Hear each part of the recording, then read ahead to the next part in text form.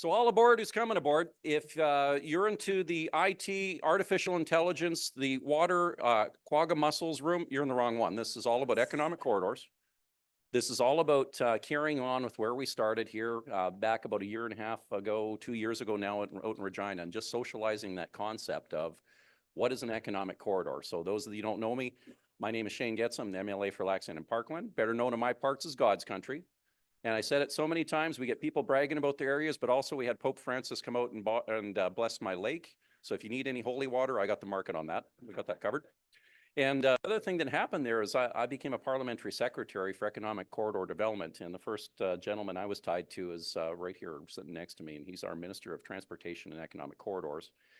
We had a little bit of an election. We had a little bit of a leader change. And then our premier scooped me up and made me her parliamentary secretary for economic corridor development. And also she made me her chief government whip. And coincidentally, the deal I made with her is I didn't want that job. So the way I got the job was because I wanted to make sure I stayed on with Penmore and all the transboundary groups and doing all those other things. So that's how important it was to me. My background was predominantly linear projects, and I got into politics because politicians, all of you in the crowd, you've been screwing up our industry for years for linear projects. And the only way I thought I could try to help with policy was to try to look at the development we had, and quite frankly, to park the politics when it came to the commodity and the asset type. And I think we've heard here over the last number of days in different panels talking about all the challenges and issues we have and how we have to be more competitive together, how we have to get linear infrastructure going. So that's kind of the lead into this. And with that, I'll introduce Minister Devin Dreeshen, and we have Chris Prokop. We have, say it again, Darren? Darren Brewer, and I'm blind, turned 50, now I need glasses, and I'm still too slow on the uptake to throw those on. And then Kevin McNabb on McCabe. Yeah, I called my wife by the wrong name for the first 3 months we were married. So this is actually doing pretty good for me. Kevin McCabe. So what we have represented here is we got, oh yeah, and if anybody's recording this for CBC, I'll tell you right now, this is a safe place. And the only good thing that ever came out of CBC was the weather on the news and hockey night in Canada, and Don Cherry's gone. So unless it has to do with the weather, don't be trying to gain any political points back home, because we want a nonpartisan discussion here and we want people to be able to speak freely. So there's the host rules there. And I'll call on the president to bounce you out the door. He's a big farm boy from Saskatchewan too. But all joking aside, like, we want to make sure that we have an open, safe space here to talk. So we've got gentleman from Alaska who has the ports on that side of it. We've got another gentleman that's talking about aerospace and defense on that. And then obviously we have Alta Gas, not to be confused with Atlas Gas, because apparently it gets spelled wrong, but as long as you're buying the gas, it don't matter to Chris. And then little correction there, so maybe it might. And what we want to talk about here today is the actual ports. So the ports that are really important to us, what we should be doing moving in those areas, how we can work collectively in the Penmore region, which will work better for us. Some of the routes of choice. I've said it in a few rooms already, and I'll share it with you too. When we get in there, oftentimes the industry, depending on the industry itself, they all compete. And the former environment was they would kick each other in the shins before they actually got their projects approved, because they were all trying to jostle for position. So it's pretty weird for a newly elected person, I still think, to go into a room with executives and tell them, you're all pretty girls, stop kicking each other in the shins. Let's all get to the dance together. So knock that off. So this is about collaboration. We'll talk about those routes. And then the future trade. So in Alberta, like, we are so integrated with our provincial partners, but moreover to the US. Like, we do about $15.3 billion a year. We've got 4.5 million barrels a day that we're producing. We'd love to double that production. We'd love to keep your lights on. And, you know, Chris will attest to that 99% of your gas imports comes from our province. And if you took the top 3 oil producing nations in the world that you import fuel from or import oil from, Alberta outstrips all of them. And plus our integration that we have with Montana. And I met the real live John Dutton, the actual cattle commissioner in Montana, and he reinforced back to us how important keeping our ports and keeping those cattle flowing, and the fact that a calf born in Montana gets moved across the border into Alberta, gets fed up for production in the feedlots and gets brought back to Montana to end up on your plate, and that's 40% of their slaughter production. So you guys want your best Montana beef, we got a little collaboration going there. So this is the importance of making sure that we don't let politics get in the way of good things in industry and good folks across the board has worked on for years. So with that, what I'll do is I'll turn it over to my colleagues. Quick couple minute introduction. What's your projects of interest. What are you kind of working on? And then we're going to have a real collaborative type conversation. We'll save some questions for the end. I don't like the WOVA app because I'm blind. I'm 50. I hate to use my glasses. We already said that. So you're all big grown-ups here. You can throw your hand up and then we'll take questions in order. And then that way there's no scripting, screening, or any of that. We're going to be as collaborative as possible. So with that, Minister, actually, I'll go to Alaska, the great state of Alaska. We'll go first to you. Oh, and give him a round of applause too. Get him warmed up here.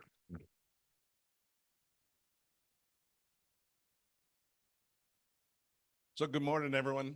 I'm Kevin McCabe, Representative Kevin McCabe from Alaska. Port McKenzie is, well, it's a missing link for Arctic trade and North American resilience, and it's already built and ready to go. It just needs a rail spur going to it. So for those of you that have never met me, I do have an interesting connection to Canada.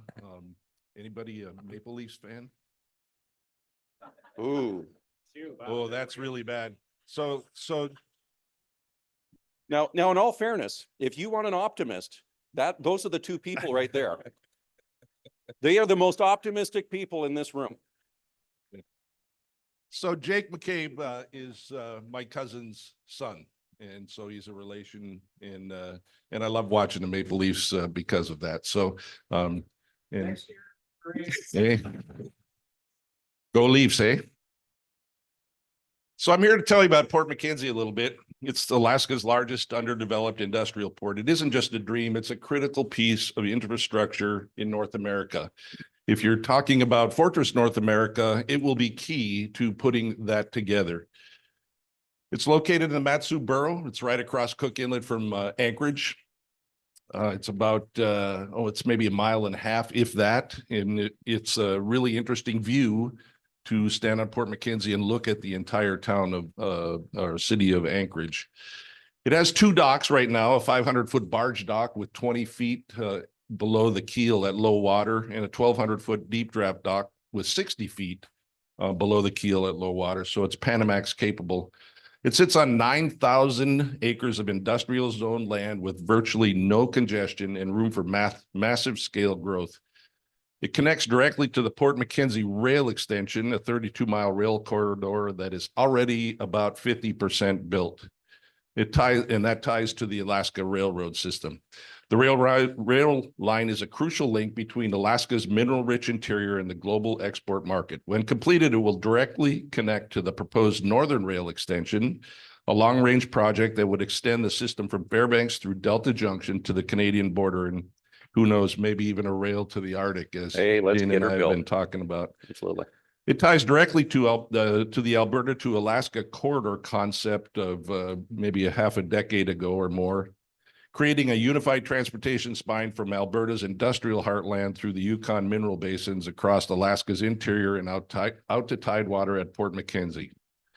Alaska's existing ports, for those that don't know, each have their own roles. Anchorage is optimized for container imports. It's a little bit congested. It's about a 400-ish acre port. Valdez is focused on oil. Seward is cruise and tourism heavy at this point, but none are scaled or built for outbound bulk exports, especially not for the volume and scale required by critical minerals or military logistics. So Port McKenzie was built for that purpose. Zinc, copper, antimony. Nova Minerals at Estelle Mine has a big antimony play, and I understand they've just got a bit of money from the military, a grant to continue that. Antimony, if you don't know, is critical to just about everything, including your iPhone screens, all the way up to ammunition for your 308 for hunting or for military ammunition. It hardens lead. And the military has seen a shortage of that because both China and Russia, who are the biggest exporters of antimony, have shut down antimony to the United States. So we are working with many of our tribes, Siri tribe, which is Cook Inlet Regional. It's not a tribe, it's a regional association that manages land around Alaska in several places. They have some land that's associated with the Port McKenzie Rail Spur, and the Kanikannu tribe, which is also has some land around the Port McKenzie Rail Spur. So we've been working closely with them. And recently, we just had a $7.895 million grant from Build grant from the Department of Transportation to further develop our barge ramp. So Port McKenzie is not around to compete with anybody. We're not around to take anybody's business. Port McKenzie is here to complement and to provide synergies and to do what other ports can't. And other ports cannot do the bulk, necessarily do the bulk goods and resource development transportation that we can do from our ports. So I'm interested to talk to folks and to answer questions, and I'll do what I can. But Shane said my 15-minute speech had to be limited to 2, so I think I'll end there. Yeah, and the good thing about that, Kevin, and again, appreciate that, because it's one hell of a good asset you guys have up there. There's no question. And, you know, the C word that we shouldn't be afraid of is collaboration. So love how you led into that. And the only reason why I want to keep it short on the front is I literally want you gentlemen to light this up and tell us about all the good things, your impediments, and what the ideas are. And then here's your teaser. It's going to be in Edmonton. We actually want to get some ink on paper and start signing off on some deals here. So we want to do that. Maybe I'll just jump back to this side. We'll go to Minister Dreeshen, and we'll go back and then catch 2 gents in the middle. Minister. Great. Well, thanks so much, Shane. And Shane kind of stole my thunder about how we worked together collaboratively for years on economic corridors. And just a little story you probably didn't know about Shane. He did tremendous amount of work, probably 5 years ago now, wrote an economic corridor report from an Alberta standpoint of trying to get resources to market. And when I became transportation minister and economic corridors minister, I asked him, I said, well, where is your report? And he said, well, the previous minister said, just sit on it. So we obviously made it public, and all the great work that Shane has done has really springboarded years worth of work, led Alberta actually signing off on an MOU with Saskatchewan and Manitoba in the first couple months of our term as in government after our election. And then afterwards, we signed one with Northwest Territories going straight north from Alberta into the Arctic. Thank you. That's 20. We negotiated better, that's like 1,000 Americans. Yeah. So Oh, that's fair. so. Good point. I'll take it. Actually, that's really bad that I said that. But no, it's just, you know, tremendous amount of work, and it's finally interesting to see from a Canadian political standpoint, having a federal election with now Prime Minister Carney saying nice things and being very optimistic of actually trying to build economic corridors and really piggybacking off of the work Shane started years ago. Another 20? No. And that's what happens. You start giving politicians cash. They'll keep talking and they'll give it to us, but no. But just and in all fairness, like, thank you. I really do appreciate that. And you know, it's not oftentimes, and this is going to be a little bit for everyone here. Like, it's not oftentimes you got a bright young minister that will give credit where an older person comes in or new to the system. And honestly, that's the team that we managed to establish. His chief of staff was the same way. He gave me unfettered access to his department. And Minister, you've taken from where the concept was and accelerated that 1,000 times. So bottom of my heart, I appreciate that. That's very touching. Thank you. All right, we're going to be done being nice to each other for a while. We're still politicians, so we can still, we've actually fought over God's country for quite some time, but we've buried that hatchet. But no, I just would say that all the premiers in Canada are actually at a meeting right now together with Prime Minister Carney, and we now have Prime Minister or premiers signing deals with other provinces to say that they need to have more economic corridors. They need to be able to work collaboratively. They need to be able to advance and identify projects that need to go forward, and that whether it's provincial, municipal, or federal regulators, they need to clear themselves out of the way, and that political will seems to be really galvanizing across the country. And I think from an American standpoint, you didn't have kind of a 10 years of delay. I have buddies of mine that are working down in LNG facilities down in the Gulf of I almost said Mexico, down in the Gulf of America. And they're just building like crazy. They're buying new land. And so just we've been so far behind in Canada, but it does seem like there's a lot of positive momentum. But you know, we'll obviously see if these projects actually get built. then it's not just flowery words from politicians, it's actually action. So from a Canadian standpoint, from an Alberta standpoint, we're positive, we're optimistic. We'll see what happens in the coming months. But all those in the room that come from a landlocked jurisdiction, like Alberta doesn't have access to tidewater, you're in the same business as us, trying to make friends, and that's why economic corridors are so important. So that's my intro. Appreciate it, Minister. That's wonderful. And just ratification, how many MOUs have you signed up? Which provinces haven't signed? So we got close to, I called it the Magnificent Seven. It was going to be BC, the 3 prairie provinces, and the 3 territories. So larger than most countries, but we're still working on that one. But we do have the 3 prairie provinces going out to Hudson's Bay, and then from Alberta straight up to the Northwest Territories to the Arctic Circle. Yeah, and then we also picked up over Stampede as well, a little bit of working behind the scenes to work with Ontario. So they're trying to get the Ring of Fire going, and we signed up them as well. So big group effort of looking at the bigger picture and putting our country back together, and not to mention those ties that go back to the land of the free and the home of the brave down here. So we wanted that. Darren, we'll jump over to you, and then we'll go to Chris. Hello. Thank you. Hey, I'm Darren Brewer. I'm the Economic Development Officer for the City of Cranbrook. I'd just like first to start off with a quick thank you to Global Affairs Canada and Can Export and Trade Commissioner. They're supporting and funding part of this journey that I'm on, not only today, but for the last year and a half. I've got a video I wanted to show. I think it's queued up. I'm looking at the AV stuff here. What kind of video was it? How long? What are you It's about a minute long. doing? Give me that back. We might have. So let's see if we can get this up. It means I have to talk less, Shane, which some people find as a good thing. Is that the one, Chris? That is there? Cranbrook right there. There you go. So Look at that. We can hit play.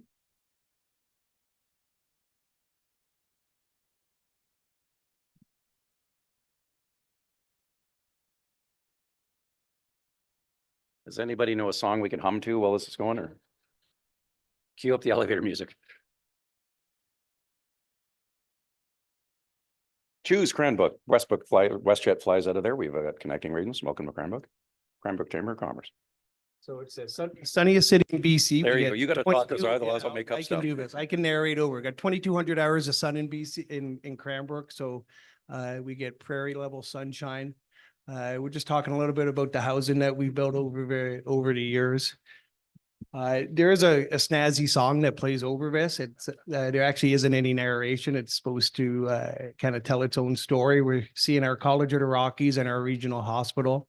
It is a little bit laggy here, so I'm not sure what the story is, but I was just trying to paint a picture for those of you who don't know where Cranbrook is of where we are.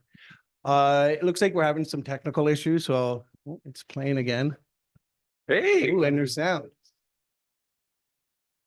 we just happen to be in the tech hub of North America right now. So this is great to get that working.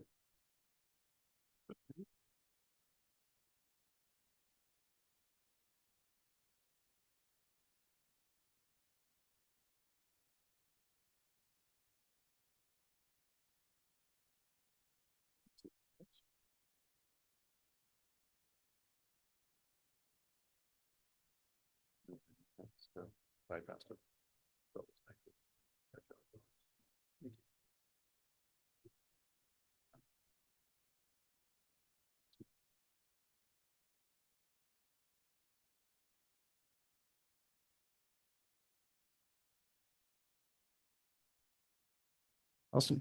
So this is Cranbrook. This is us. We're like a lot of BC cities. We live in paradise. It's we're quite blessed to live in the Rocky Mountains.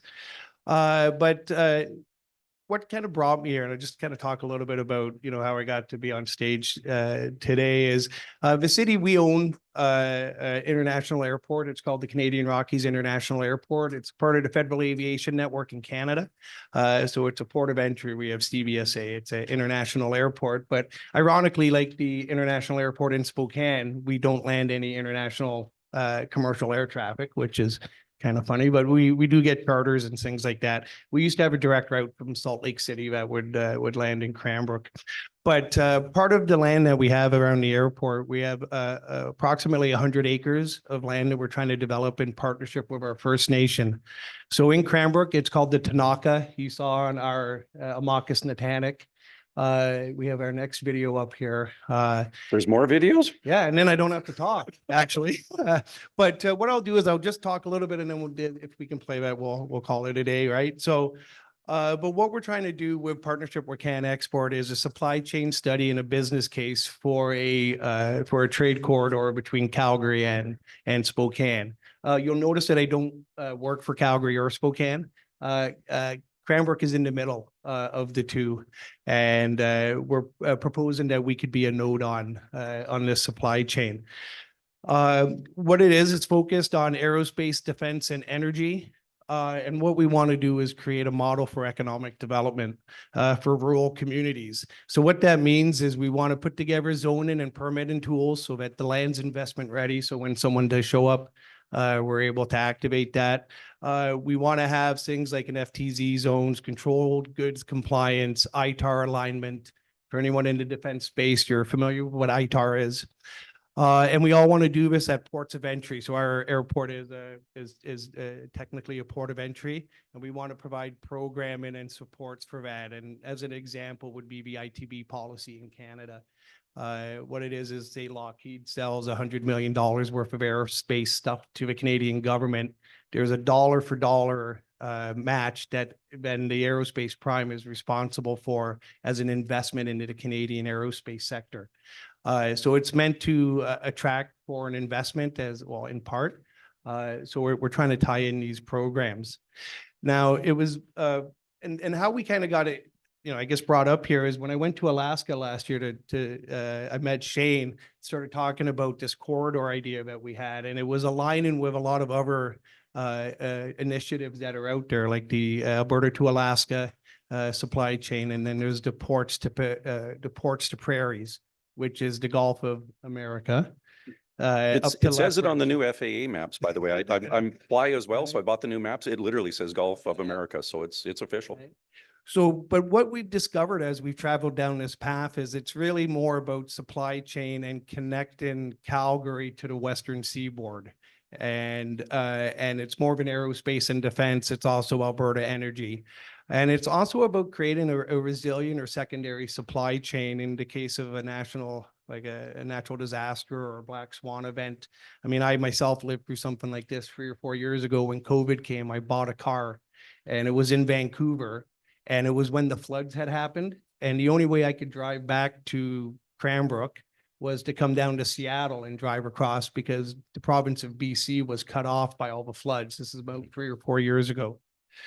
But at the end of it all, what we're trying to do is revitalize a historic supply chain. This used to be a part of the a circumnavigation route around the globe. If you wanted, you'd get on a boat in Southampton. There's a bit of a story about the Lusitania, which was a ship that was sunk in, like this is going back 100 years ago. But a couple met on that ship and rode the train from the east to Seattle and fell in love and ended up having their wedding and their marriage was done in Spokane. And it's somewhat famous in our area because the guy built the railroad. But what we're trying to do is And 30 seconds. 10 seconds, eh? So, and I'm winding up. So what have we done to date? I've been traveling around. I've been in Alaska. I was in Idaho last month. We have people from Calgary, from Spokane, the I-90 Aerospace Consortium. And what we're trying to do is build out this program.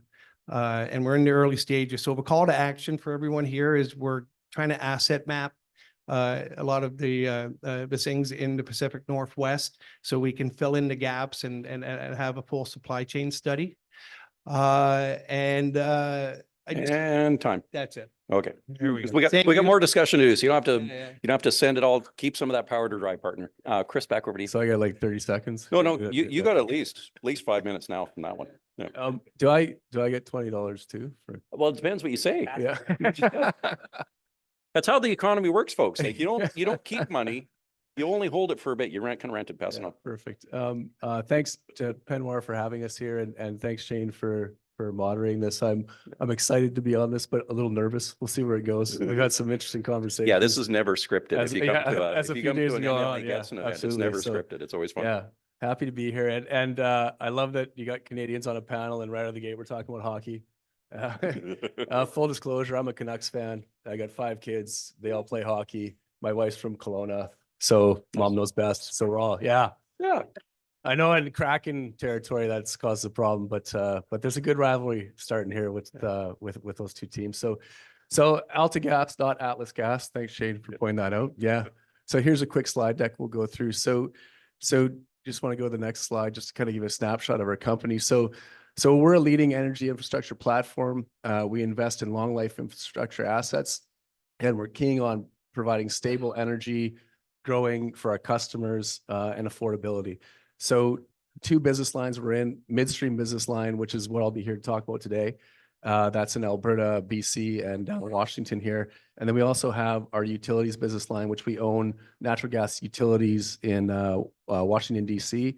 Fun fact, we actually provide the White House with natural gas. And then also Michigan. So I think the next slide I can kind of walk through. So this is a snapshot of what our company does. And we process natural gas into component parts, into liquids. And our main thing is taking liquid butane and propane and moving it by rail out to the coast. So our crown jewel assets are open access terminals on the coast. So what's interesting is talking now about, infrastructure projects and Canada trying to build and really unlock our energy. And AltaGas has quietly been doing this for years now. So in 2019, we had the foresight to see this export opportunity to move LPGs, which is butane, propane, across the water to Asia. So we built our first terminal, which is the Ridley Island Propane Export Terminal we call RIPET. So that's been up and running since 2019.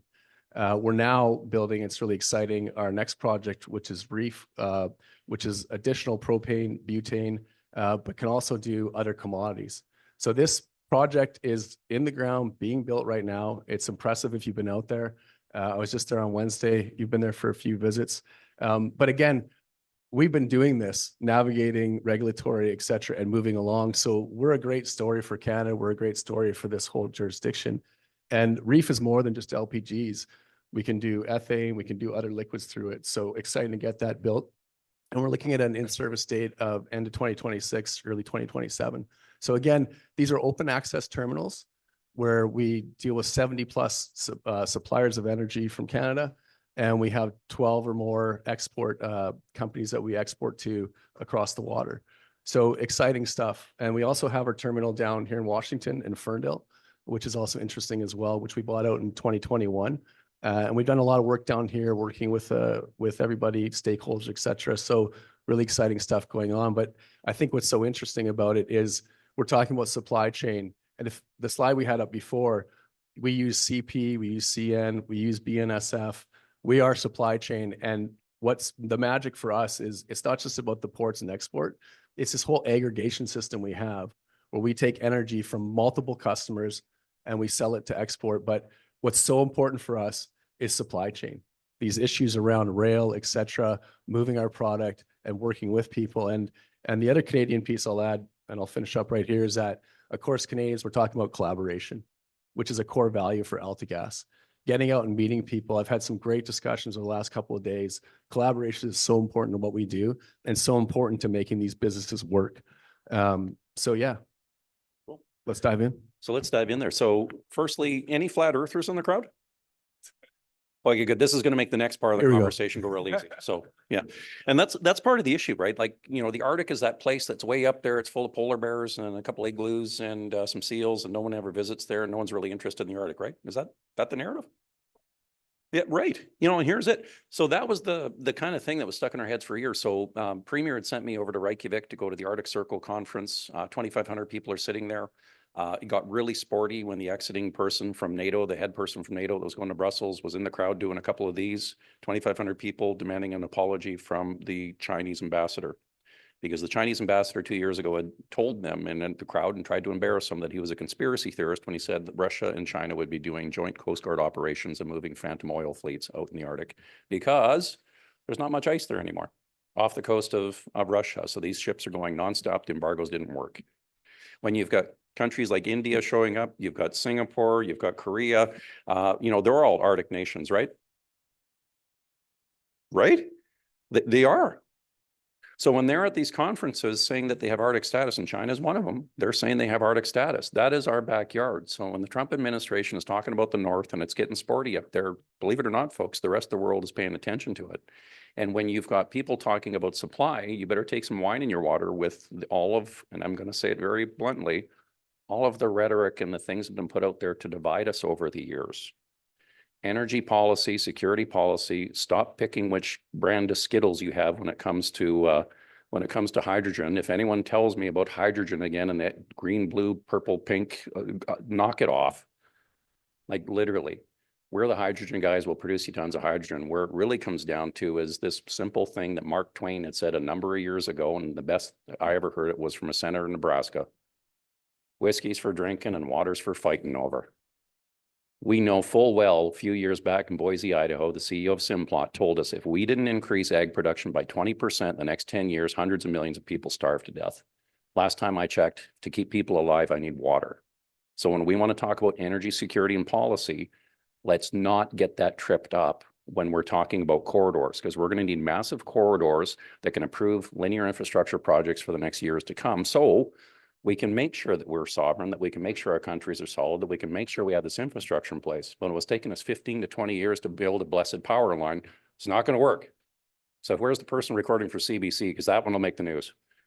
Okay, so this is the type of thing. So now coming back to that, what's your biggest impediments? Like you guys have been kind of softballing and soft shoe dancing through this for the last couple of years.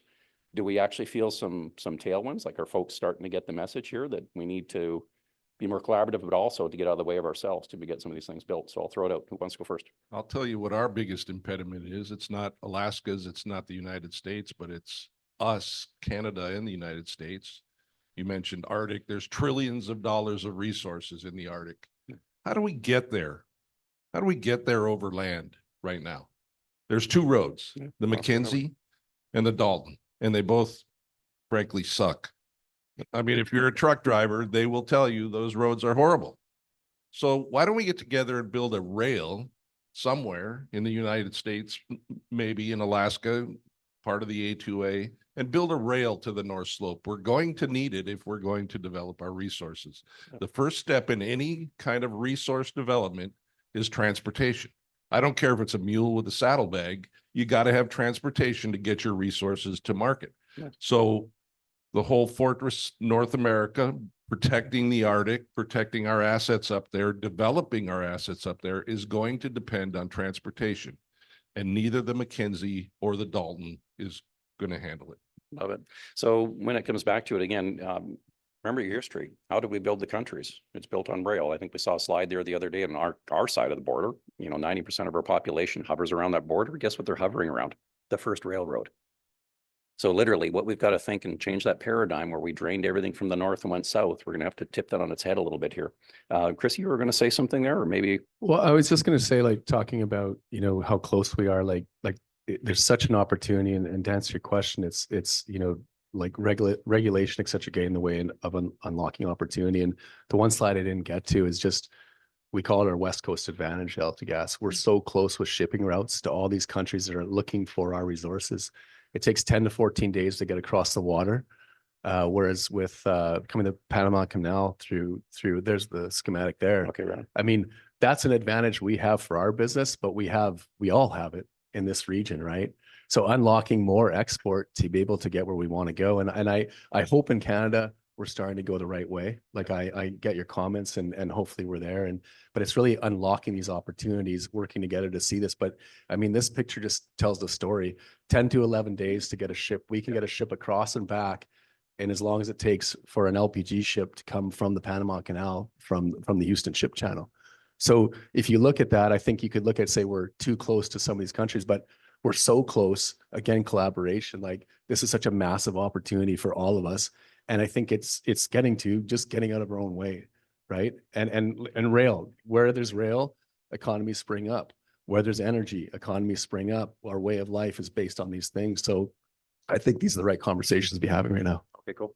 Go ahead, Minister. Well, I was just gonna say that I think the biggest impediment is confidence. I mentioned my buddies down in the Gulf of America at 25 extra plus days. So obviously going out of our region to be that much faster is a huge advantage. But the confidence that they have down in the Gulf is to build and permit as fast as humanly possible. U.S. Army Corps of Engineers go to these guys and say, you know what, we will get you all the permits you need. You get the money, great. We will go through all the little regulatory hurdles to get this built. Don't worry, you just do what you do best, which is build your facility and then operate it as soon as possible. Where we just have a lack of confidence in Canada specifically right now. And I think that's something that I said before, it's that political mindset is slowly changing. And another specific thing that we've done from an Alberta standpoint is work with the Port of Prince Rupert, which would actually try to identify an economic corridor, obviously leaving from the industrial heartland in Alberta near Edmonton, going all the way out to Rupert. And that study is going to be completed here soon. And that's going to feed into what Premier Smith has always said about having another 1 million barrel a day pipe coming out of Alberta to the West Coast. So that's kind of how it all pieces together, hopefully. So the other one I'm going to twig on here, guys, before we go off to that. So we've got this showing our shipping out. We're not showing our shipping coming back. Like when we did the study and we looked at it, it's the 10 days in and out, but it's also bringing products back from the east into North America. So if I shifted that traffic and we alleviated the congestion down on the east or the western seaboard, shifted some of that north where it's a shorter route, there's two things that were taking place, and it was guys from Port of Prince Rupert that keyed me into this because I'm a prairie boy. Canoes are about the biggest things I float on. So, but what they were saying basically was, okay, you've got a ton of empty cargo going back. You got 70% empty loads coming out of those ports. When COVID hit and it messed everything up, they weren't even picking up our stuff anymore. So we had to double handle it moving in. We know that we're congested with warehousing.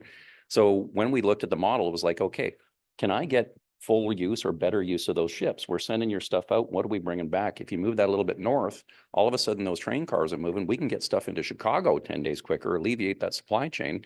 And to your point, Kevin, we're all pretty girls. We're not going to compete with each other. We're just going to go to a bigger dance. So if we start looking at how the Pacific Northwest can actually do that, hopefully that alleviates some of the problems. Well, and just to add on to your comment about in Houston and Texas. So for REEF, our project, we FID'd last year. It's a $1.35 billion project, but leading up to that is 7 years of regulatory maneuvering and spending $100 million to get there, to get a project that now everyone in Canada wants. That's how long it took us to get there. So we need to look back at that and talk about, okay, why did it take that long to get a project that now everyone wants, right? Okay, so here's a question. Why in the hell are we so risk adverse? Like, and I'm going to throw this maybe out to the audience. Like, think about this. What are we trying to protect that we haven't done before 1,000 times? Like why, and this was my frustration, why are we treating every project like it's a snowflake? So what are we so afraid of that has changed so fundamentally from 10 years ago to 20 years ago to what we're building now? Like, have we reinvented pipe and I wasn't aware of it? Like, why are we so scared of everything? Well, what I just say from I know I'm an elected official, but I always feel that governments, we have laws in place, but yet we're terrified to actually utilize them. And I think they're just scared of actually finally making a decision. So I think that's where you get the, let's just throw more and more studies, or let's look at something else, or maybe you didn't give enough information on this, so just take another year. And I just think bureaucracy, governments are just scared to actually make a decision. And I think that's the mindset that we need to change, because when we're competing with all those other countries on the map, they don't suffer from that. And I think we need to be proud of the laws that we have, our labor and environmental laws that are better than anywhere else in the world, but just use them. Well, and I also think in society in general now, we're so worried about the one person who has a problem. We're not thinking about the 80 people who are supporting it.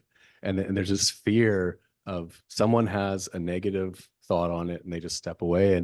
And we need to have the voices of people going, wait a second, most of us want to do this. And that's what we got to get back to, is not being so worried and fearful about one person being upset about one thing. But on the other side, we have to talk to them and be like, maybe there's a way to do all this. And if we sit at the table and talk about it, you start to find out that we all have concerns, but there's a way through it. So I think that's part of it too, is just let's move away from far right, far left. Let's deal with, like, let's all come in the middle and the people who want these things to happen, right? So are you saying you think politics has crept in the bureaucracy that should just follow laws and be bureaucrats? They're playing politics. Okay. Scary. Kev? You know, in economics, there's a theory called the greater fool theory, right? Where you buy something, you might recognize that it's high priced, out of your range, you can't do it. Everybody says no, but you think that maybe there's somebody that can either buy it, who's a greater fool than you, can pay more for it or use it more. We need to get back to that. Canada and the United States were built by greater fools. Sir William Mackenzie, who did the Cross Canada Railroad, he died bankrupt, but that railroad's still there, right? Yep. So we built great big things. Both nations built great big things on speculation, but now we want assurances. We want that 50% plus one cost benefit analysis, or we want an anchor tenant to commit to a port or a rail line before we ever turn a blade of dirt or a blade of grass into dirt. Why is that? Why are we so afraid? We're building cathedrals for our children, not for an ROI today, in my opinion. And we do need to get back to the idea that Canadians and Americans are better together, and we can build huge things. We have to. The Arctic is where it's at, and we have to consider what we can do together up there, in my opinion. And I threw it out to some folks here too, and I'll jump back to you, Chris, but I mean, get your concept around that, right? We're called Canadians and Americans, not Canadians and Americans. So let's get back to that. And then the other one too is, I'll ask my countrymen, what's on the back of a nickel? Like, why do we have some rodent on the back of a nickel? Well, our whole economy was built on that back in the day because some dude in Britain wanted a nice fancy hat. So a bunch of other guys that were industrious went on some small little rickety boats made out of wood and put on some bed sheets, came across to speak to a bunch of folks they've never met before, portaged up rivers that they've never been before to whack a beaver to make it into a pelt to bring it back and go across. So you mean that's more complex than building up Port Mackenzie and putting 2,600 clicks of pipe somewhere? Like, we got to figure this out. Like, we got to get back to figuring out who we are and be ambitious and bold. And the concept of Fortress North America, I couldn't be more behind that. Chris? Is someone writing all these things down? Like, Well, I told him not to do it. I want I'm gonna use all this stuff too, but I think that's such an important point. And like talking to my CEO in my role as the business development, we get in discussions, obviously have budgets and we only have so much to spend, but his thinking is think unconstrained. Think unconstrained. What's possible? What could we do? And that's how Ripit got built. Like our first terminal, we knew that people wanted it. We signed an offtake deal. We didn't have supply deals, and we FID'd and we're building it. We're building it. And our idea was, if you build a terminal, you build a dock, you will get the business. And that's part of REEF, is we're building an LPG export. We're building a dock that's only going to be 10 to 15% utilized. So 85% of that dock is looking for some new business, and we're out looking for it. So we have that kind of thinking, but I think that's so important is you see it like, well, this will never happen, so why talk about it? Just talk about it. So anybody want to jump in here? Darren, do you want anything? If not, minister's taking it. Okay. Yeah, no, You're not showing me another slide deck, right? No more slides. But I mean, working for a municipality, we come at economic development from a slightly different perspective. And I think, especially in Canada, how we're put on this like roulette wheel of economic development. The issue we have, especially in BC, is access to funding and capital to get things investment ready or to build the programs. Like for us in a lot of rural areas, you're trying to create some things sometimes out of nothing. And it's just very difficult when you're competing against all the other cities in your region, and you don't see the right behavior and collaboration, because sometimes different regions feel like they're competing for the same pool of funding, right? So, I mean, that's our biggest challenge, is access to capital. Okay, cool. Minister? I was just going to say from a Rupert standpoint, when I've toured there twice and over a year span, and it was incredible to see. I don't know if we can go back to that slide, but it was a beautiful coastal island. Like where all of this development is, and when I said this, the Vancouver or the Prince Rupert Port Authority guys told me, like, stop saying this publicly, but here I am saying it publicly again. It is a beautiful coastal island, and there was this sheer blown up wall that had a waterfall on it that had just been created. And I said, oh, well, you guys are going to leave this year because it's so beautiful. And like, oh no, that's going next month, so don't worry. We're leveling this area. But the amount of environmental laws that they had to follow to make sure that the reef was actually protected, that all the different species of the time of year in which they can actually do any of the work. It was incredible the amount of work that they did. So that's kind of almost like the unicorn in Canada, where they are following all our stringent laws to be able to develop that facility, which is great. But I know there's Vancouver Port Authority guys that have had a project in the wings for probably over a decade of just constant review, and no one's ever been able to make a decision on it. So there's kind of the good positive news of what you can actually just follow the laws and start building something. And then and the Vancouver, it's Roberts Bank, right? Is just an incredible, project that just can't seem to get any traction, but would be a huge benefit, obviously, to Vancouver. So let me throw a thought, like just a thought bubble out there for you. So the next iteration I've been noodling over and I'm looking at this, you guys. So, Nutty Professor Report Part 2 is coming out. Like it'll be one of those. And I want to test drive it here with you guys a bit. So let's say notionally we've got corridors, we've got ports of interest that we're thinking about. We've got those kind of pre-approved, what the next best thing was or what we approved the last time kind of works. We'll just kind of generally apply that. And then we've connected these pathways, these ports, to some other port or some other area or location we're trying to get to, whether it's an inland port or another one that's sitting with salt water somewhere. And we make that right away wide enough that allows for multiple utilities, whether it's a transportation utility corridor or something else. And then let's apply a couple other things on those nodes. So coming back and just picking up on what you're saying here, Darren, on those nodes, when you're pre-approving and you're making these industrialized areas, these pre-approved industrialized zones, you start connecting those along those pathways. And then the last one is the economics, because this is where everyone starts to tax everybody to get out and we're non-competitive anymore. What if we took foreign trade zones and we dropped those over those ports and we started dropping on those pre-approved industrialized zones and we allowed for that trade and commerce and remanufacturing of goods and services back and forth, and you can trade within the corridor because it's essentially that pre-approved area. And once it went to market, then you tax on that final product. What does that look like? And here's where it came into, guys. I heard about this about 5 years ago. The United States only had a handful of them. Canada only had a couple. Now I think there's 112 or 115 foreign trade zones. The last one I heard about outside of Texas and Crockett, they're looking at 11 counties of making it one massive foreign trade zone. Saskatchewan got ahead of us. We were on a tour out there and we saw what they've done. Manitoba's done something different. And apparently in Edmonton, we have one and no one's used it or heard about it. Like, no offense to anybody, no one's heard about it, used it. So what if we started pre-approving these things and we turned our bureaucrats loose, political will pushes in that direction to tell us what a yes looks like? What does that do for the landscape? Well, there's the foreign trade zone just up north in Bellingham. The Port of Bellingham is doing some great work. We're working with them. They're excellent people there. Tyler Shore, their business development representative, proactive. But that's another foreign trade zone, which they introduced us to. And they're like, why not turn your, it's like, great idea. And you start to figure all this stuff out a little bit, but excellent ideas. But it's something that people don't really know a lot about. Yeah, absolutely. Cool. So Port Mackenzie is, we're very interested in the foreign trade zone concept as well. One of the things I'd like to highlight for those of you that don't know is President Trump signed an executive order for Alaska called Unlocking Alaska's Extraordinary Resource Potential.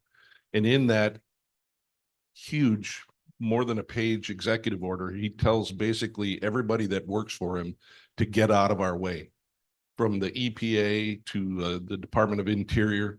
And I would urge Canadians that are interested in dealing with Port Mackenzie or dealing with economic corridors to read that. It's very important. It was authored or at least edited by Senator Dan Sullivan, who of course is a big advocate for Alaska and for our collaboration. Wow. Does that mean it's time to go? Is that the Okay, hook? so there was a rolling brownouts that we're telling us about.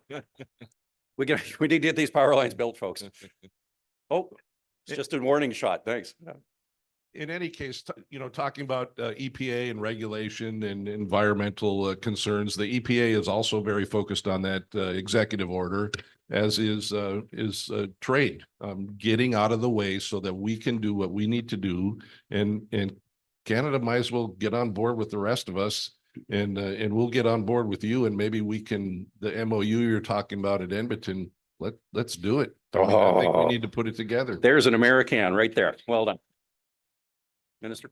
I don't think anybody has compared President Trump with Prime Minister Mark Carney, but there is a possibility of C5, something that the federal government has introduced that it's kind of sounds similar to the executive order, where if there are certain projects that the federal government deems a priority, they'll be able to circumvent bad federal laws that have been in place for a long time that actually stops development. So in an extremely weird way, rather than the federal government just fixing their bad laws, they've just introduced a piece of legislation that allows certain projects to be able to skirt those laws. So some would say that's a banana republic and they shouldn't do that, but they're doing it anyway.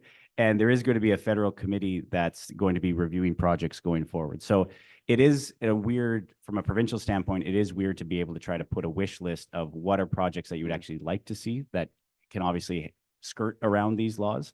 But that's something that we're just waiting to see how things play out in the next couple months with the federal government. And maybe Roberts Bank's on there. Maybe there's other projects that we collectively as provinces can get together that are important economic corridor priority projects going forward. Well, and honestly, guys, I'm okay with skirting around it, doing a Band-Aid fix, because I think the issue is right now we realize whether we want to say it openly at the time for politics or not, there's some bad laws out there, so we got to get things going. Well, and you might want to talk to people who have quietly been building projects, right? And understand, the ins and out and how it all works and, not to say how great we are, but I appreciate Stakeholder the comments. engagement We're from a great. Yeah, politician rather than making policy. yeah, What the hell? I mean, that's part of the magic to what we've done with Reef is, consulting with First Nations, relationships, ensuring that we're doing everything, following environmental laws, getting this built. And that's why what we're doing here is pretty incredible, and keeping all this in line, building a dock. We have a 1.2 kilometer dock, so we're not dredging out for environmental reasons. So it goes out, and then building that it's incredible. But I think that's just it, is let's talk to the people who have been doing this and understand it so we could, make the laws work in a reasonable way. Well, and the cool thing, when I picked up the corridor model, I wasn't the first one to invent it. This has been batted around since the 60s. So I am totally good with taking really good ideas, modernizing it, and then rebranding it and getting out there so we can get stuff done. And I think that's part of it too. The other one I'm going to plant in your guys' mind here, and it comes back to Darren on that too. I got this really weird theory. Has everyone heard this theory before, where I think Mickey Mouse and Tony Soprano are really the same person? Oh, hear me out. This is actually kind of, you might Somebody write that down, please, right now. This is CBC. Check. Okay, so and who's taking their kids to Disneyland? All right, you on more than one ride? That's it? There's only 2 people here who want to admit to go to Disneyland? Okay, so and who's watched The Sopranos? Who's actually empathized with Tony? Oh yeah, exactly right. So you got a gangster that actually makes his living doing all this stuff, all that bad stuff, but you kind of like him. Mickey Mouse, same gangster. You go there, you spend your cash, you go on the rides, and the cool thing with that ride is you go on that ride and you're all pumped up and you're excited and the endorphins are flowing. And then where do they walk you next? Through the gift shop. And then where does that gift shop send you? To the next ride. And invariably, you will be drained of all your cash, and the cotton candy will be stuffing all those kids, and you'll have stuffies and everything else, and it'll bring you back to the very first ride you got onto. So when we're talking about the corridors, and I'm going to challenge you guys, that thought bubble again, think about it like one big ride. We want to send you down to good customers and down the road. You want to be collaborative. And again, we can be gangsters, but we don't have to. But we have to get the rides built, and we got to get the attractions built, and we got to learn lessons from folks like this up here. So with that, I'm going to throw that thought bubble out. What else do you want to teach us here, and what should be our next steps going forward into Edmonton? Well, I just heard I'm not taking my 5 kids to Disneyland anytime soon. Brother, she's pricey, Yeah, but it's fun. appreciate that. Thank you. I'm gonna tell them that when I get home.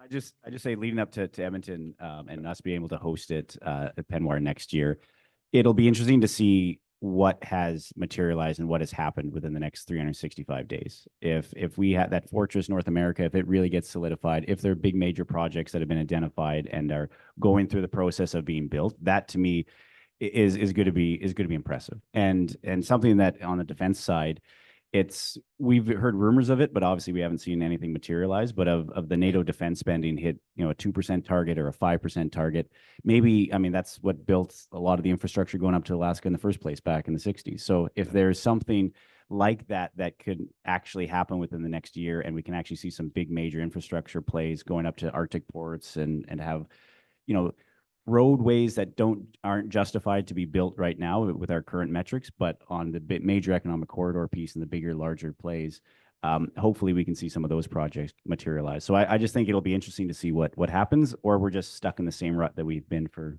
a long time. Yeah, and I don't think we can. I don't think we can afford to be stuck in the rut, folks. The other world is not waiting for us to catch up. They're quite frankly outpacing us. And if we don't make it right, it won't be.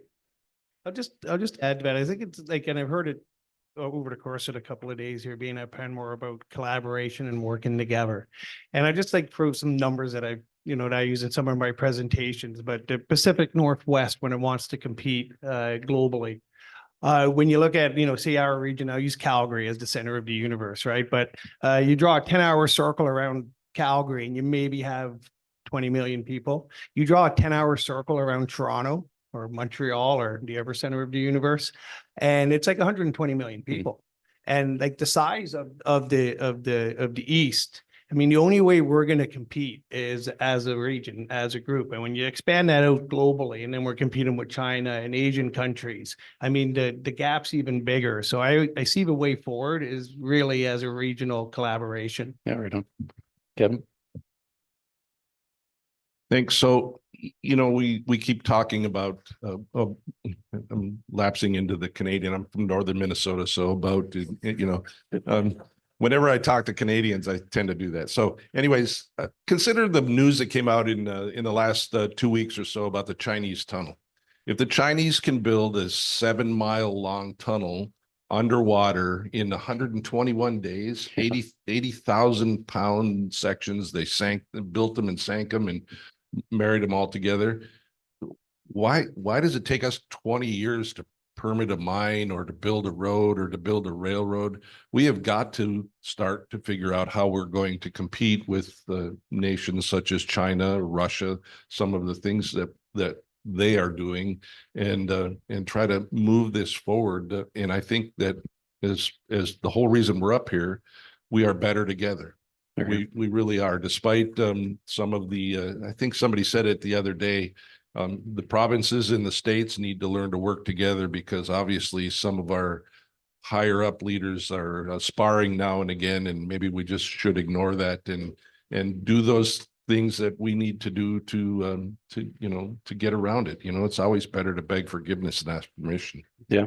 And the other one too, and I'll throw it out there, and it was a leader of mine a long time ago. He said, when the elephants dance, get off the floor. The elephants have been dancing, get off the floor. Now, the other thing I'll throw to you is don't throw peanuts at them and don't kick them in the shins. They're dancing, get off the floor. So it's up to us to make this stuff work. And in the absence of chaos, or chaos is cash, let's come up with the good ideas through here. Let's make sure we're leveraging that. So with that, we're going to turn it over to questions, but can you please give my panelists a big round of applause for all the efforts of office. All right, so here's the ask. We want to do this. We want to keep going on this type of idea in Edmonton. When we bring it back there, we'd kind of like to expand this more than just one panel, but the whole concept of how many industries we can tie in together. So show of hands, do you think this is a good idea to keep pushing on this?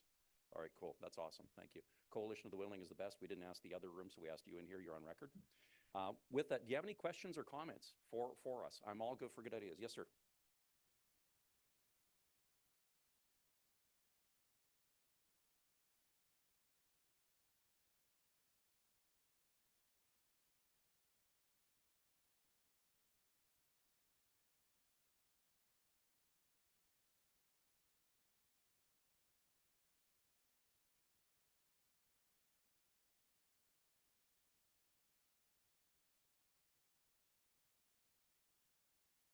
Throw it back to the minister. What do you think on that side? Yes, and the short answer. It would be nice if we could actually come up with ideas that benefit our own country and our own region without having threats to actually force us to do what's best for our own region. But we obviously did, from a Canadian standpoint, after the US presidential election. Again, Shane's economic corridors, us being able to say we need to have more trade across Canada, that wasn't in the conversation. But then when you had threats of US tariffs going against the US, there was an understanding that maybe you can't and shouldn't 100% rely, or nearly 100% rely on one trading partner. Diversifying makes sense. So it was a threat of tariffs, or it was a threat of change that actually made Canada and Canadian jurisdictions and the Prime Minister's office have a different mindset. So unfortunately, it seems like if you're being pushed, you're forced to make the right idea. So I'd say yes, everything would be on the table to see how we can try to respond to some of those pressures. Yeah. Any other questions? We had another gentleman back there. Yes, sir. And then to the lady in blue right after. Somebody want to get that Jenna mic so we can all hear? I'm a little deaf in one ear. You can repeat it? Okay. Yeah, absolutely. Thanks. And this is why the WOVA app is so good for the folks running the meetings.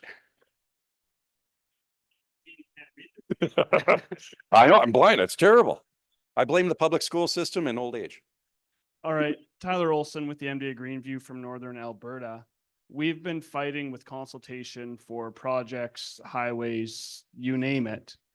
Now, I heard yesterday it takes 20, 30 years to permit a mine. We're going on 4 years to re-permit a mine that's already permitted. It's being held up by one group, well, it was 5, 4 backed out. Now it's 2 groups that really have nothing to do with the area.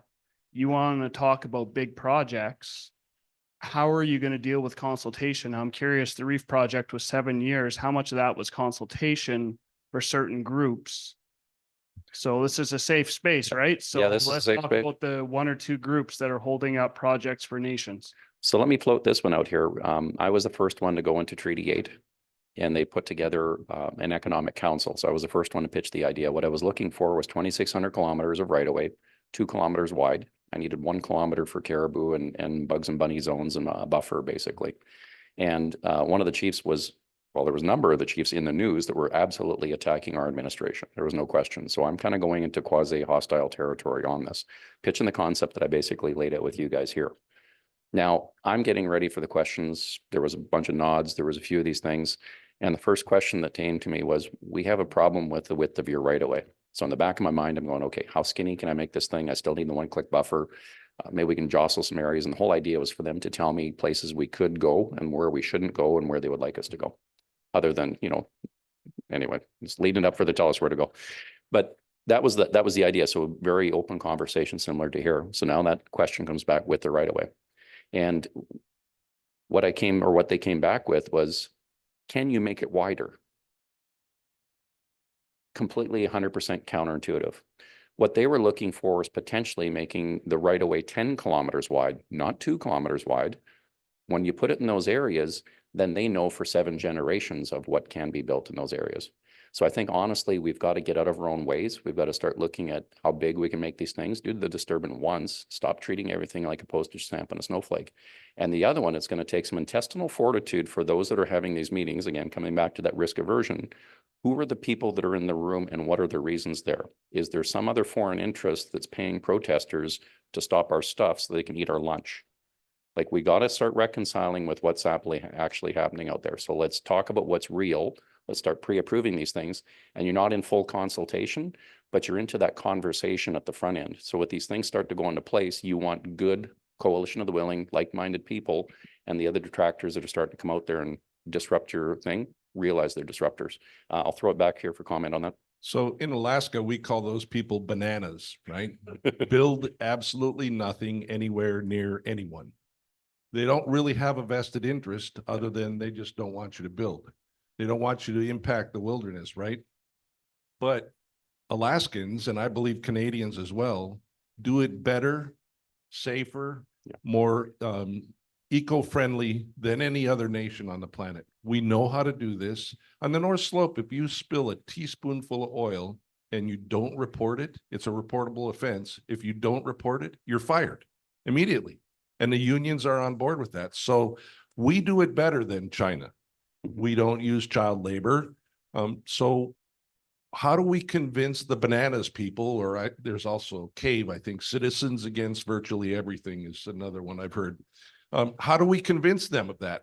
I think that they should be as concerned for the global environment as they are for an environment that they may not have ever seen that they are lining up against. And we just have to message it that way. I believe that we're going to do it because we need this. We need the antimony. We need the copper if we're going to build solar panels, if we're going to build wind turbines. We must have it if we're going to have the alternative energy, right? So we should build it instead of getting it from a country that doesn't care about the environment the way we do. And that's the message that we're trying to put out to mitigate those folks that are lined up against it. Thank God we have an EPA administrator now that's sort of in alignment with that, and we can get past some of those protests. We're still going to have to put up with the litigation, unfortunately, and that's largely what takes such a long time. Chris, you were the one that walked through the banana patch to get your stuff in another word. They might have cut it off with my last comment. I'm not sure. That one's on. Okay, great. Well, I think with Reef, we were fortunate that from a stakeholder perspective, we were able to get out and it's important that I think I said this yesterday in a meeting. It's just baked into Canadian DNA. Like we get the process, stakeholders bringing people along. So we're just doing it. Safety, environment, all that's just part of how we do it. So we were fortunate that, right now we have of the 6 nations, First Nations, we have MBAs, mutual benefit agreements entered into with 5 of them. We're still working on the one with the 6th, but that's actually gone quite well for us. And that's part of what we do wherever we go is we consult with stakeholders. Our issue is more with the federal permitting, getting the permitting on the environmental side. That's more the story for us there. So it's not really a story of one stakeholder that just kind of kept us all mired. It's more of the permitting regime that took all that time. And I just say too on the permitting side, it's something that we've heard this term lawfare that I first heard from our Alberta's U.S. trade representative down in Washington, James Rajat, and he's in the back of the room, and also Nathan Cooper, the new James Rajat is in the back of the room. That lawfare is something that's down in the U.S. as well as operates in Canada, where you just have certain organizations using the courts just to delay permits and bananas or canes or whatever they're called. We do have that up in Alberta, and again with C5, it's hopeful that if there's a 2-year time limit on permit approvals, then that hopefully can stop those bananas. But we'll see if that happens. But on local engagement too, that's something that, especially on the environmental and safety side, I think that's something that industry and governments need to do a better job of really telling that story to the locals. Because I think you can say, the economics behind this project means nothing to a local if their environment and the safety issues aren't addressed, because that is their backyard at the end of the day. So I think we need to speak in a language that actually matters to them. And just another plug for Alberta, when it comes to First Nations engagement, we do have the First Nations, the AIOC, the Aboriginal Investment Opportunities Corporation, which has, I think, $3 billion now of backstopping for First Nations participation in projects. And it's actually allowed to go outside of Alberta. So not a plug for Penwar, but that is something that outside of Alberta, we're able to backstop First Nation engagement into projects. And that's been a godsend of being able to get their approval and not have them blockade or stop projects going forward. Well, and they're genuine shareholders in the project. And typically that takes away some of that other stuff where it was pay to play to try to get through these areas. Now you've got people generating wealth for 7 generations. The lady in blue.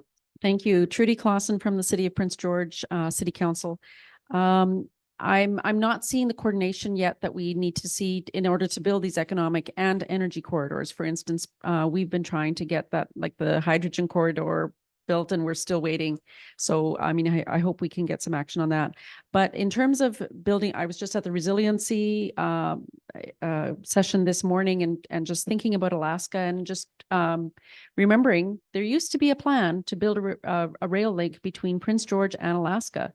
And we have the Golden Triangle that is being developed, all the mining there. I mean, that should make an economic case. But I think back to Shane's point, we need to start thinking bigger and not just reacting. We need to start dreaming. And honestly, on the first day of the conference, the summit, somebody said, we need to recognize that we are competing with the world, with that is in many ways leaving us behind. Oh, yeah. And that's the thing. I mean, Canadians, Americans, whatever you want to use. Yeah, dream big and remember you're part of the big ride. And it's going to take a coalition of the willing. The other thing we're really good at, guys, we're really good at spending your taxpayers' dollars on a multitudes of consultants that work in isolation. And we've got a bunch of groups and organizations that are kind of doing the same thing. We don't talk to each other, but we go to these conferences every year and talk about why our organization is better than the other ones. Knock it off. So that's why a number of us belong to a number of organizations, and we're trying to get this message out there. Now, just imagine if we had actually the efforts that we're putting into it in this room replicated in those other areas, and all of a sudden we can start, somebody says, high ride or tide floats all boats, those type of things. I think that's part of it too. And the other thing is too, you're going to have to beat up on your politicians lots to make sure that they know that this is actually of interest. And you're going to have frank coffee conversations with folks, but be kind. As a friend of mine, Newfoundlander, some of the most wisdom ever, he told me once when we were trying to argue and get somebody on side that wouldn't work with us, he goes, Shane, let me tell you what, you can't tell a Heinz pickle nothing. So you're going to have to walk away from some of these conversations too. If it's getting taken 30, 40 seconds, just quit wrestling with them, walk away. Oh, he wants to jump in on this? I don't get the Heinz pickle thing. I don't. Well, that's what they eat. They eat Heinz instead of Heinz, Heinz like the pickles. ketchup. No, the Heinz makes pickles too, not just relish. Okay, I didn't know that. It's a Newfoundlander thing. I don't know. Like we use Bix out west. So whoever, take your favorite pickle company. It's a cucumber. Chris, we're going to have to go drinking. It'll all become clear after a couple of those. Yes, sir. You know, Shane, before we get onto that, talking about the rail, the A2A and some of the rail into Canada, I can envision a situation. So Alaska has coal seams, very clean coal, just north of me. And North Dakota, that big plant in North Dakota uses very dirty coal. What if we could take clean Alaska coal on a rail to North Dakota, and then maybe on the way back, stop in Saskatchewan somewhere and pick up some potash, Absolutely. bring it to Port McKenzie and export it to our Indo-Pacific allies. So with all due respect, Port McKenzie is only 7 day sail away from Japan. So three less days. So I agree with you. We need to dream big. And that could be, I mean, talking about going both ways, about carrying cargo both ways so that you're more efficient. That would be a fabulous way to do it. It's a big dream. I don't know all the details, but Well, something like and- that would be. And Kevin, don't exclude air. Like this gentleman used to fly not only people, but boxes across big ponds of water with a 747. So when you're talking about going loads in one way and the other, we haven't even talked about the air side of it. So there's a number of things. So I really love that comment. Gentleman in the back and the lady in the back, and I think we're probably out of time. Wait, we are out of time? Okay, one more, two more? So Apparently throughout be this whole fast, we'll get two in. conference, I've been hearing about regulation and 30 years to get things approved, 7 years to get, was a miraculous 7 years seems like now, but that's a successful thing. You know, it's a ridiculous thing, really. And and the other thing you talked about today is we have to become risk takers again. Mhm. And I think we all need to go home and work in our own backyard. And I'll give you an example. I'm an Albertan. The Alberta government, we had a representative of Alberta Environment present to our council. And her thing that she was proud of is her job, she felt, was to say no. To say no was her job. I don't believe that's really what the government wanted, but that was her belief. And she worked hard and was proud of it. And that's the type of thing we have within our own bureaucracies that we need to defeat. So when we go home, that's one of the things I think we need to be working on is how do we get our bureaucrats to take risk? Because they have no incentive right now to take risk whatsoever. And whatever gets incentivized actually turns out works better. And we're incentivizing, reverse incentive, I think, is they're not incentivized to take any risk. That's Yeah, no, fair. I'd agree. Just say that there has to be a culture shift within our bureaucracies and our environmental and development folks. And like I said before, the U.S. Army Corps of Engineers, they may not be perfect, but from my standpoint, it's incredible to see how they can work through the approvals and try to find a yes within a timeline versus, to your point, a culture where bureaucrats are always saying no. Lady in the back. Alana Nachu, Sturgeon County, Alberta. Anybody from either CN or CPKC in the room? Anyone Is want to that- admit to the CPN? That's an important part of the conversation. And my understanding is unless there's a business case, they're not going to build the investment or make the investment unless somebody else comes in, pays the money and then hands over the infrastructure, which is not something most people want to do. So what's the strategy to incent that investment in rail, which is really the backbone that we need? And I just don't see anybody making those next steps. We talk about A to A, but how are the governments going to pigeonhole either of those rail companies or start a new one and start to get things done? Yeah, it's a perfect point. When we did the first study, it would take about 5,000 people to run that line up to Alaska. Typically with the rules courses, you have to be current within 2 to 3 years on an existing mainline rail. So you have to have that level of proficiency. There physically was no way to do it through those two rail companies. So you had to look at doing it through farm team, start building up your farm team base with the short line rails. So CANDO as an example, starting building some of these other short lines and then start bringing them into it. Or you go over to Europe or you go over to Asia or wherever else and start robbing people. CN and CP are risk adverse because of the Transportation Act itself. It makes them risk adverse because they have a shotgun clause. If one goes onto one track and they extend too far, the other one can run at a very low running rate on it. So we have to unscrew what's unmotivating them in the first place. You have to build up your farm team with capacity, and you have to be bold enough to start bolting on your anchor tenants. Minister Dreeshen's running around doing rail studies. We've got the guys in the Midwest, which were phenomenal. Saskatchewan is really good. We have to start working with our small junior rails to build up the capacity, Mayor. You're absolutely right. They are not going to take the risk because, quite frankly, it's been a Russian roulette wheel of decisions and policy making for years, and industry is tired of spending billions of dollars to get to a no. So that's on us, and those are some of the baby steps. Don't have it all boiled out yet, but that's literally what we have to do is to build that capacity. So with that, folks, one last word from the panel, and then we're out in lunchtime. I'm standing between you and a plate of hopefully nice beef, but we'll see what's next. So what do we have going across the table quick? Oh, just wanted to thank you, Shane. And just on the CP and CN, I'm a farmer first before a politician, so I'm always used to complaining against the railways. But I think that they're willing to play ball, they're willing to invest, but they're just that middle chunk of the supply chain. So I think if you can have more projects on the books, being able to produce and manufacture whatever the case may be, and then obviously to have the port infrastructure to match, I think they're willing to invest into that network. So I think they've been good to deal with so far, but they want that certainty. Yeah, well, thanks for having me. It's been great. It's fun. Got a lot of one-liners from you that I'm going to use. But I think, yeah, the question is how do we take this out of this room and actually do something about it? You know, like how do we take this to the next year? How do we take all these ideas and actually do something about it? And I think that's a challenge to everybody here to think about. Cue the Cranbrook slide. Yeah, yeah, I got another movie I want to show right now. But no, Shane, sincerely, thank you for giving us the opportunity to talk about the corridor and what we're trying to accomplish. I just, for everyone in the crowd here, visit Choose Cranbrook. It's our economic development site. You can get in contact with me there if you're interested. And you'll see actually all the videos that we couldn't play here are nicely shown on the website. So thank you everyone for attending, and thank you, Shane, for the opportunity. Thank you. Yeah, thanks, Shane, and thanks everybody for attending. I think most of you probably came just to see Shane perform. But I just want to urge us all to consider being a greater fool again. I think Canada and the US together can do great things. And I would just urge us all to think in that direction. Awesome. Appreciate it, folks. And I do have some hats. I'll trade whoever has the 21st for a hat. Get your pick of hats. Awesome. Great. You guys get to grab a hat, whichever one you want. And with that, that's a wrap.